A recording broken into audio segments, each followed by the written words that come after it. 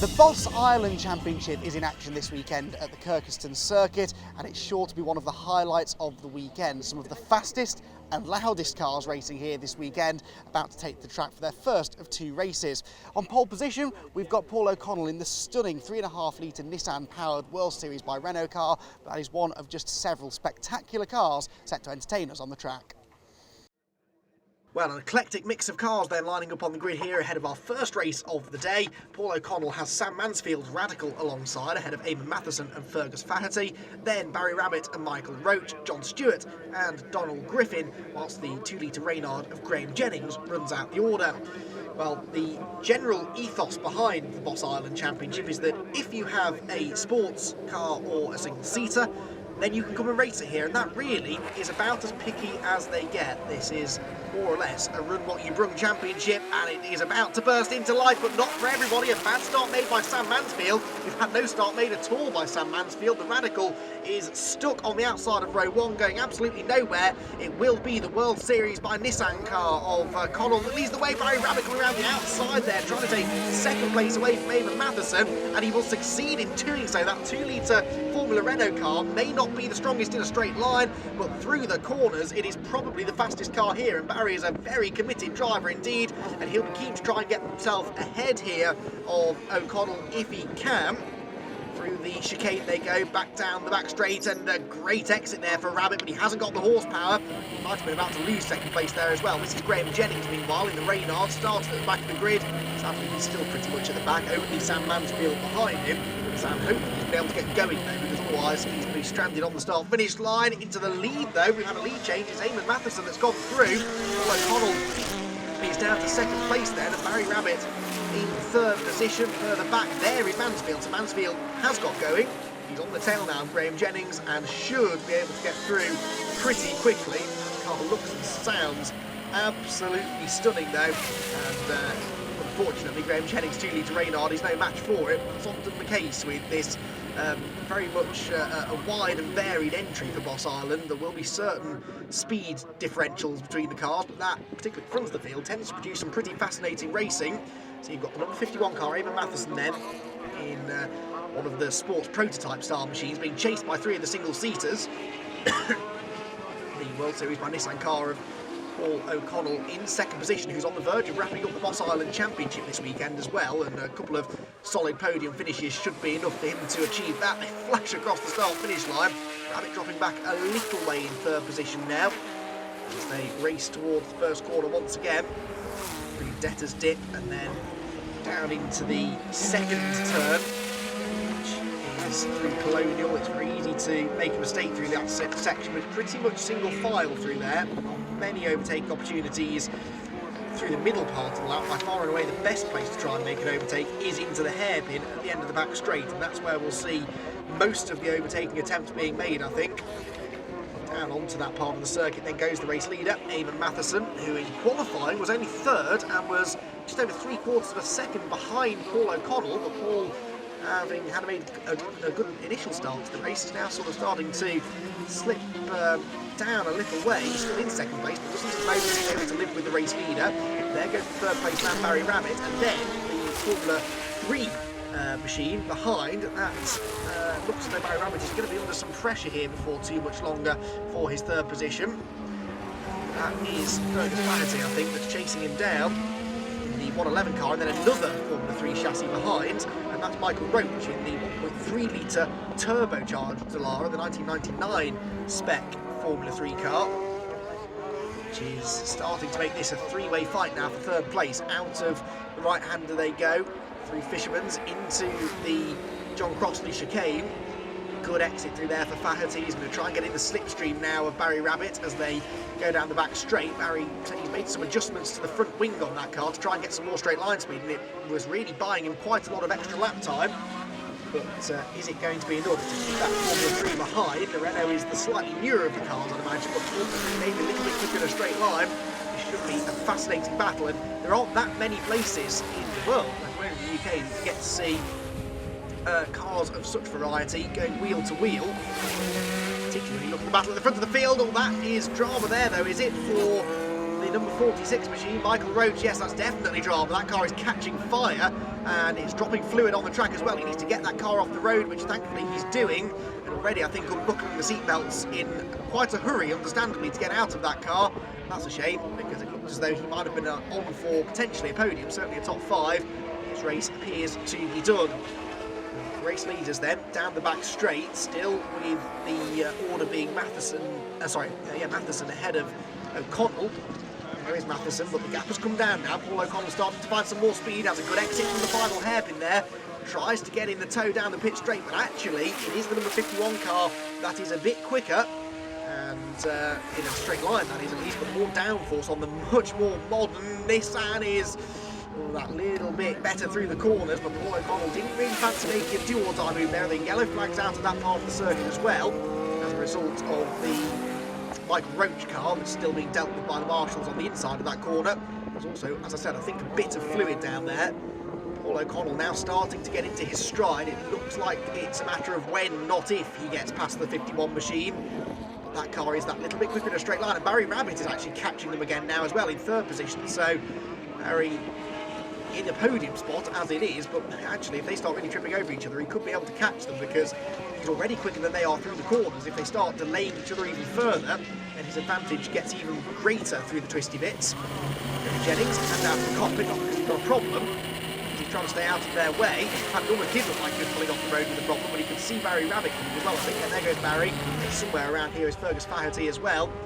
So doing a good job there, Graham Jennings, to stay out of everybody's way. The leaders, though, head into the second corner again, and the top 3 now really starting to gather together here. Barry Rabbit looks to have good pace in this middle portion of the race. It's only a 15-minute plus 1 lap race, so about a 16-minute race in total. So we're already getting on for half race distance. Time to get a move on here, really, and Barry Rabbit certainly senses that. Look at how much more speed he takes through the chicane than Paul O'Connell, but O'Connell then just opens up the taps on that magnificent machine and is able to pull clear down the back straight. But the World Series by Nissan car has its strengths, but then it also seems to have its weaknesses, which appears to be that middle sector. Have it getting away from Faherty slightly now as well in their private battle for 3rd. That's the line they flash past the start-finish line onto another lap, and the trouble here for O'Connell. Oh, hang on, he's going around the outside for the race lead from an awfully long way back. This is a really brave place to make a move, and he's done it. Paul O'Connell, I was about to say that every time he gets close enough to overtake, that seems to be when the 51 machine of Matheson is able to put its foot down and pull away, but that was a really surprising move for O'Connell, but it certainly surprised me anyway, and it appears to have surprised Eamon Matheson. So O'Connell is through then, he's into the race lead, Matheson down to 2nd. Now, based on what we've seen over the last few laps, I'm not sure he'll have much of an opportunity to fight back again. This will be his best opportunity to do so, with the braking for the hairpin. But he's not close enough, and I think now O'Connell should be able to stretch his legs and pull clear. O'Connell is looking for the outright lap record as well, but in qualifying he was a couple of seconds away from that. So it doesn't look as though he's going to be able to get down to the sort of tyres that we've seen in the past. Philip Shields is the outright lap record holder here in the 4-litre Dallara GP2 car. Years ago that was now. He did a lap time of 50.782. And at the moment, the fastest lap in this race is in the 53s, so it doesn't look as though Paul O'Connell is quite going to be able to get down to that sort of pace, but now he's in clean air, he might be able to, I suppose. Through the chicane, doesn't use too much of the curb, but he compare his line through there to that of the likes of Barry Rabbit in the Formula Renault further back. You can see that's where Barry is gaining his time through the corners. Number 17, Radical, flashes through.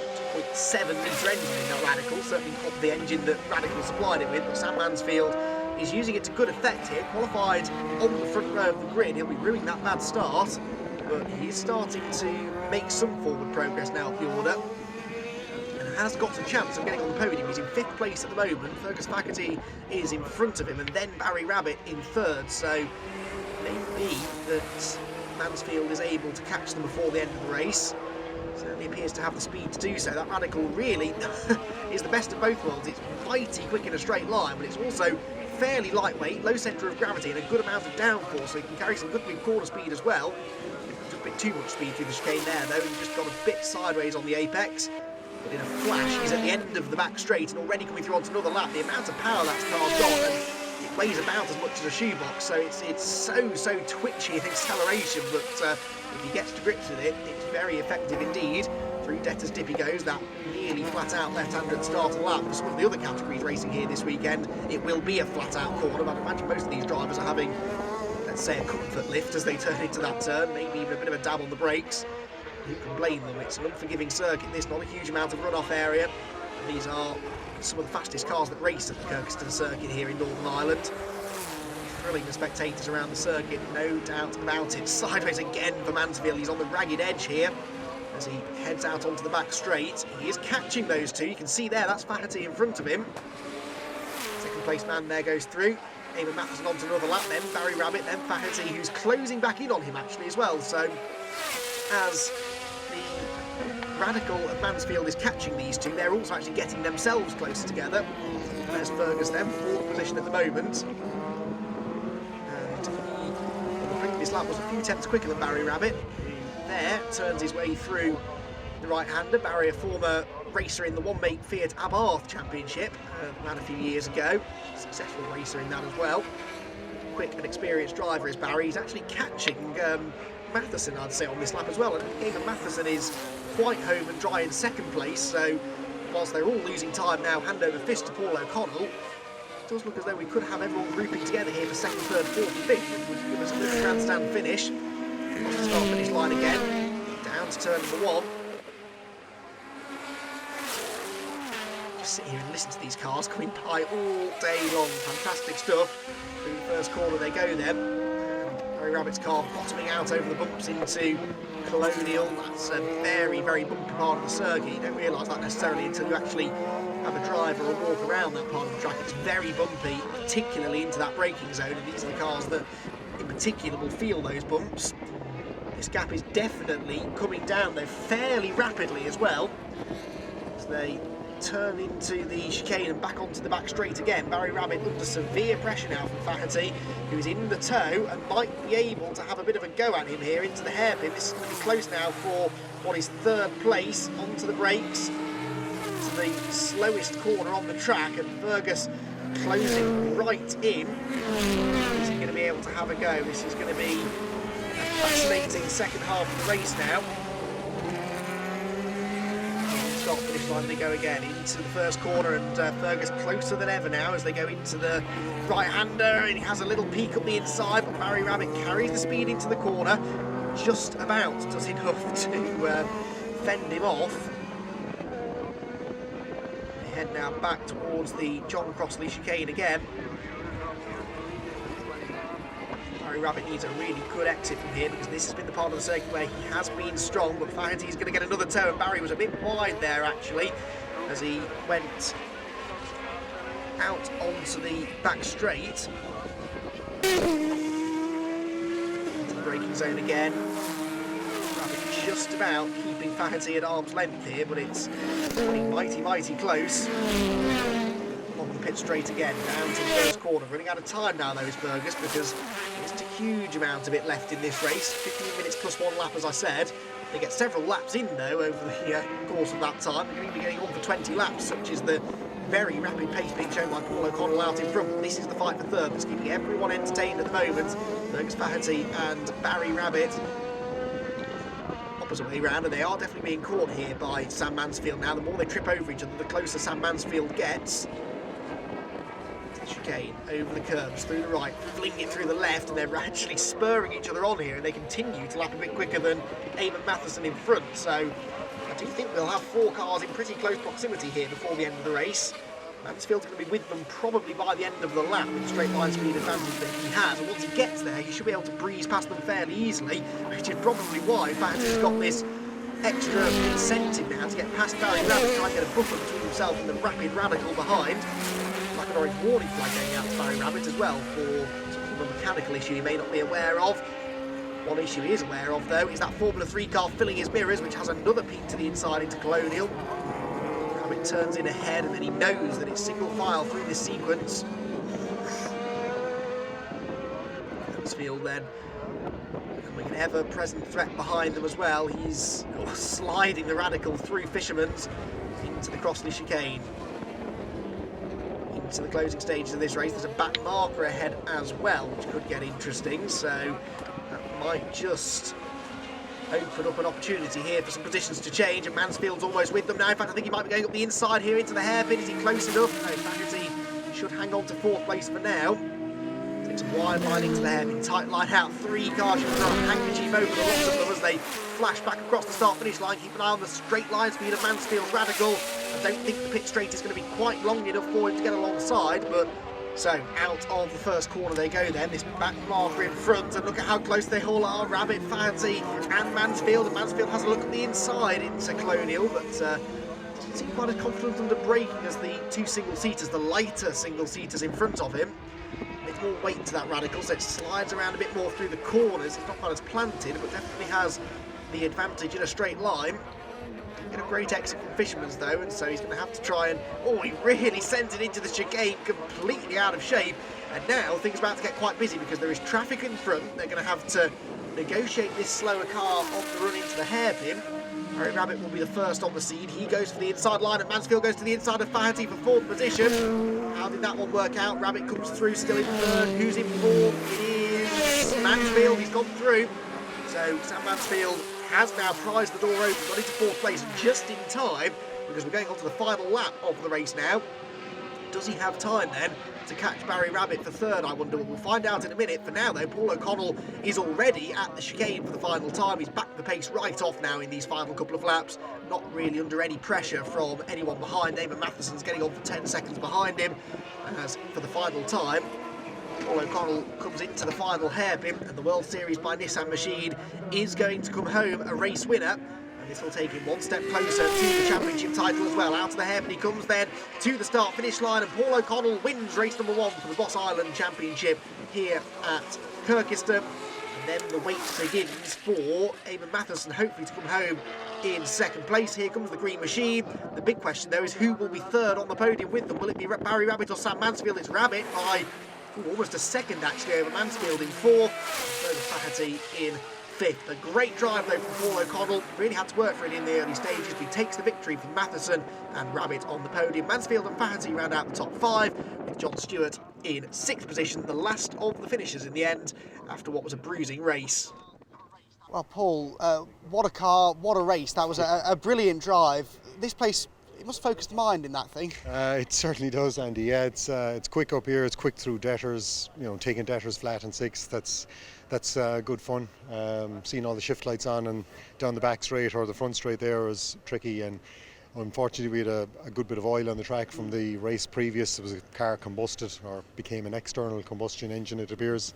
So we had to take some interesting lines here and there. And yeah, it was a good race. Brilliant battle with Eamon Matheson in the green surface wear missile, we call it over here. It's an insane car. This is its home, like, it's brilliant. So great win, yeah, delighted. Huge thanks to the guys come down and help me out and keep the car running and stuff. But that thing is just best thing ever, like, it's brilliant. Best car I've ever seen or heard about.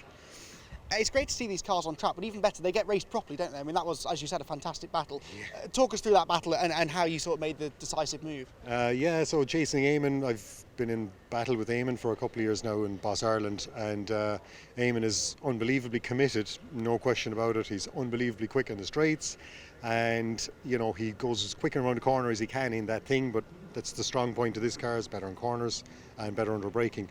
So it was following Eamon, you know, hoping he might make a mistake. He didn't make a mistake, so we just crazy lunge out the outside of Colonial. Pretty much outbrake myself, if truth was told, on a patch of oil, and ended up just outside Eamon. Just managed to turn it and just snuck ahead of him in the following left-hander, and just managed to build enough of a gap to get away from him from the next straight. Like when you're worried about a car passing you in the straight, when you're driving a car like this, you know you're up against a seriously fast machine, because that thing just breezes past me on a straight, and like, we're doing 160 odd miles an hour here, and it's insane. It's brilliant, great fun. Certainly very adrenaline pumping, all right, yeah, no question about it. For us watching as well, I think we're all looking forward to race 2. What are your thoughts for that one? Yeah, race 2, we have a few different things to try. We want to see what kind of time we can get out of the car. I think there's a lot more pace in the car. Just we had to run kind of crazy lines because of the oil patches that were dumped. They were all on the original racing line, so if hopefully a few more cars can clean them up for us, we're back to the quick racing line. We might try a set of tyres and see if we can see how close we can get to the lap record. I don't think we'll get it. It's a 50.7, and quickest I've ever been here was in testing last December in a 52.7 or something, but it's miles away. But look, we'll go looking for it anyway. Why not? Awesome stuff. Well, brilliant, and congratulations on the race victory. Yeah, thanks a million. Appreciate it, and great to have you guys over here as well. You're always very welcome, and if we can get a few more UK drivers over here to sample Formula Boss Ireland, they're by all means are more than welcome. It's a friendly class. There's no contact, no banging, but racing is firm, but it's fair. That's how we work, and friendly. Firm, fair, friendly. Great, well done. Cheers. Thank you, sir. Appreciate it. Thanks, Andy.